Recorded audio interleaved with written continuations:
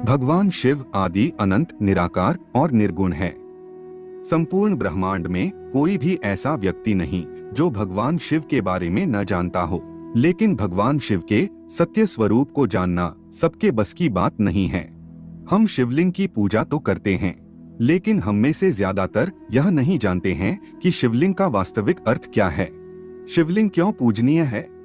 शिवलिंग का आकार ऐसा ही क्यों है? शिवलिंग का शाब्दिक अर्थ क्या है और शिवलिंग से हमें क्या बोध मिलता है?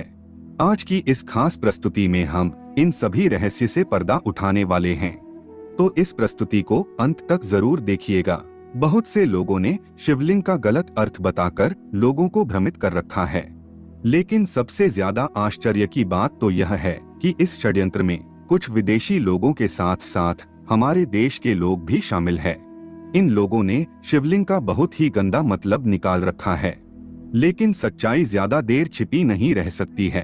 आज के बाद आपको शिवलिंग का वास्तविक अर्थ और रहस्य पता चल जाएगा, और साथ में यह भी बताएंगे कि शिवलिंग भारत, इजिप्ट, चाइना, एलियंस और पूरे यूनिवर्स में क्यों पूजनीय है।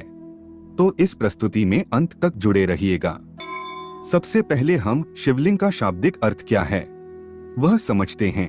शिवलिंग में शिव का अर्थ होता है परम शुद्ध चेतना, परमेश्वर या परम तत्व, और लिंग का अर्थ होता है निशान, चिन्ह, प्ररूप, लक्षण और प्रतीक, और शिवलिंग का अर्थ है भगवान शिव परमतत्व का चिन्ह या प्रतीक। अब हमें यह भी पता होना चाहिए कि संस्कृत में जनन अंग के लिए शिश्नम शब्द प्रयोग होता है, लिंग शब्द का प्रयोग कभी भी नहीं होता है।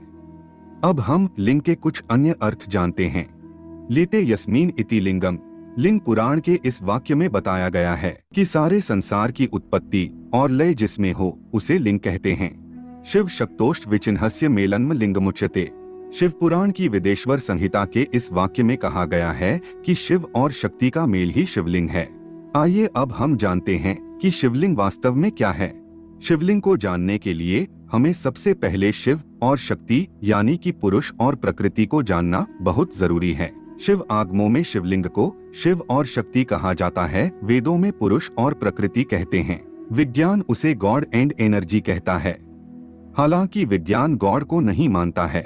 विज्ञान कहता है कि प्रकृति यानी कि सभी भौतिक पदार्थ मूल रूप से एनर्जी ही है, और विज्ञान ने हमें सूत्र दिया है E=mc²। विज्ञान का यह भी कहना है कि प्रकृति ऑटोमेटिक है, यह दिन रात जन्म मृत्यु सब प्रकृति ही करती है, ईश्वर का इसमें कोई हस्तक्षेप नहीं है। जबकि हमारा वैदिक धर्म कहता है कि प्रकृति यदि ऑटोमेटिक है तो उसे ऑटोमेटिक बनाने वाला भी कोई है।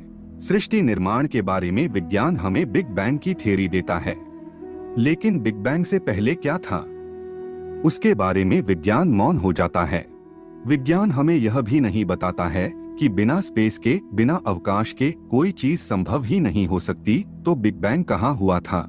लेकिन हमारे वैदिक धर्म में बिग बैंग से पहले क्या था उसकी भी बात की गई है। अब हम प्रकृति की बात करते हैं। प्रकृति का मतलब यह नहीं है कि जो हमें दिखाई देता है। प्रकृति का मतलब होता है कृति से पहले यानी कि बिफोर क्रिएशन, यानी कि सर्जन से पहले जो स्थिति थी वह कहलाती है प्रकृति। प्रकृति में सब कुछ पैदा करने की क्षमता थी, वो जो चाहे पैदा कर सकती थी, और इसीलिए प्रकृति को सर्वगर्भाय कहा जाता है। जो भी संसार में पैदा होगा वह प्रकृति से पैदा होगा। जो चीज जहाँ नहीं है वहाँ से पैदा नहीं हो सकती। X निहिलो निहिल fit. विज्ञान के इस मूल सिद्धांत को हमारे यहाँ हजारों साल पहले ही बता दिया गया था। Out of nothing nothing is produced, from zero can be zero produced, something can produce something. इसका मतलब कि समथिंग समथिंग को प्रोड्यूस करती है, मतलब कि समथिंग यानी कि प्रकृति एग्जिस्ट करती है। इसीलिए कहा जाता है कि प्रकृति अनंत है, इन्फिनिट है। ना सतो विद्यते भावो ना भावो विद्यते सतः। जो चीज जहां पर नहीं है वहां से वह चीज निकल ही नहीं सकती।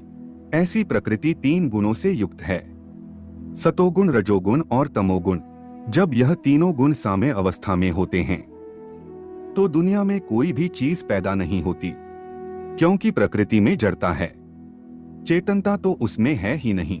अब कोई चीज पैदा हो इसीलिए प्रकृति में चेतनता होनी जरूरी है। और इस प्रकृति को एक्टिवेट करता है पुरुष। पुरुष यानी प्योर चेतना, जिसे हम शिव तत्व कहते हैं। और इस पुरुष में जड़ता नहीं है, भौतिकता नहीं है, ना उसमें कोई परिवर्तन हो सकता है और ना कोई बदलाव आ सकता है। वह जैसा है जब से तब से वैसा ही है। पुरुष एक प्योर चेतना है, प्योर प्रकाश है। अब प्रकृति यह चाहती है कि मैं किसी तरह से अपने आप को व्यक्त करूं। मेरे अंदर शक्ति है प्रकट करने की, लेकिन प्रकट कैसे करूं की चेतना नहीं है, रास्ता पता नहीं है, ऑटोमेटिकता नहीं है। और वह पुरुष सोचता है यह रियलाइज करने के लिए कि मैं क्या हूं, मुझे कोई ऐसा माध्यम चाहिए कि मैं अपने आप को जान सकूं।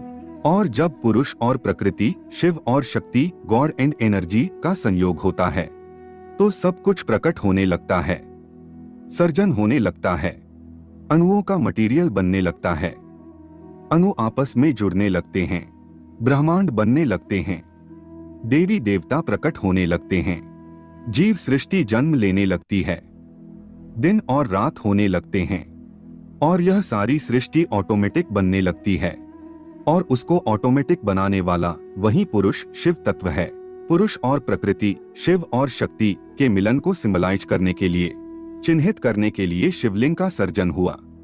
अब यह याद रहे कि शिव कोई ऐसा व्यक्ति नहीं है जो इस सृष्टि में कहीं निवास कर रहा हो। शिव चेतना की परम अभिव्यक्ति है, जिसकी आगे कोई विभाज्यता नहीं है। एक अस्तित्वहीन अस्तित्व, नाम और रूप से परे अस्तित्व। और इस निर्गुण अनंत शुद्ध चेतना को शिवलिंग के माध्यम से दर्शाया जाता है। और इसी परम तत्व को सगुण रूप में भगवान शंकर के रूप में दर्शाया जाता है। शिव निर्गुण ब्रह्म के प्रतीक है तो शंकर सगुण ब्रह्म के प्रतीक है। अब हम जानते हैं कि शिवलिंग का आकार ऐसा ही क्यों है। शिवलिंग शिव और शक्ति, पुरुष और प्रकृति के मिलन का प्रतीक है। तो प्रकृति को हम कैसे सिंबलाइज कर सकते हैं? यदि हम प्रकृति को पत्तियों के रूप में दर्शाते हैं तो प्राणी और दूसरे सभी तत्व छूट जाते हैं। यदि हम प्रकृति को मनुष्य के रूप में दर्शाते हैं तो भी प्रकृति को पूर्ण रूप से नहीं दर्शा पाते हैं, क्योंकि प्रकृति अनंत है और इस अनंत और विशाल प्रकृति को दर्शाने के लिए जाने वाला प्रतीक भी विशाल होना चाहिए, जैसे कि गैलेक्सी या ब्रह्मांड। और प्रकृति को ब्रह्मांड के रूप में दर्शाना एकदम सटीक है, क्योंकि उसमें प्रकृति के ज्यादातर सभी तत्व शामिल हो जाते हैं। और शिवलिंग का जो नीचे का हिस्सा है वह प्रकृति है, जो ब्रह्मांड के आकार को दर्शाती है और भौतिक जगत को भी दर्शाती है। अब शिवलिंग का ऊपर का हिस्सा ऐसा क्यों बनाया गया है? तो आज भी जब हम परम तत्व को दर्शाते हैं तो उसे एक ज्योति के रूप में दर्शाते हैं। और इस परम शुद्ध चेतना शिवत्व को ज्योति रूप के सिवा और किसी रूप में दर्शा ही नहीं सकते। और भारत में जो 12 स्वयंभू शिवलिंग है उन्हें भी ज्योतिर्लिंग ही कहा जाता है। और श्वेत ज्योति रूप होने के कारण ही भगवान शिव को कर्पूर गौरम, कपूर के जैसे गोरे वर्ण के कहा जाता है। और जब शिव और शक्ति के इन प्रतीकों को एक रूप करके उन्हें पत्थर पर उकेरा गया और जो प्रतीक हमारे सामने आया वह है शिवलिंग। अब हम जानते हैं कि शिवलिंग क्यों पूजनीय है और शिवलिंग से हमें क्या बोध मिलता है। शिवलिंग भगवान शिव और माता आदिशक्ति का प्रतीक तो है ही, और शिव और शक्ति से परे कोई चीज हो ही नहीं सकती। और इसीलिए सभी देवी देवता ब्रह्मा, विष्णु और शंकर शिवलिंग में ही निहित है। और इसलिए शिवलिंग का पूजन करने से सभी देवी देवताओं का भी पूजन हो जाता है।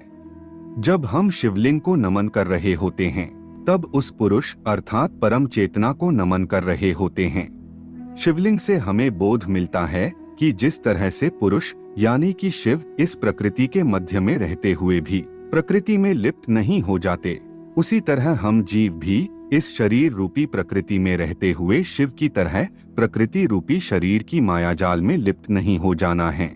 हमें जीव से शिव बनने की कोशिश करनी चाहिए और हमारी चेतना के स्तर को ऊपर उठाना चाहिए।